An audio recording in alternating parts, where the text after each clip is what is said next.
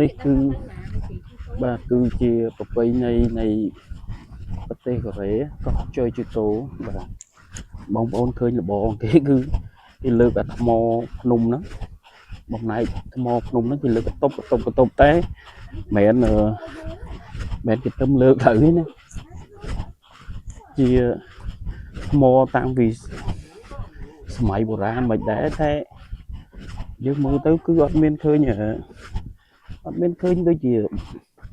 រៀបបាយអូរៀបស៊ីម៉ងរៀបអីដាក់ទេអត់ទេគឺជាថ្មបាយក្រៀមបាទថ្មបាយក្រៀមយើងតុបហើយជាប់ដែរខ្ញុំអត់យល់ទេ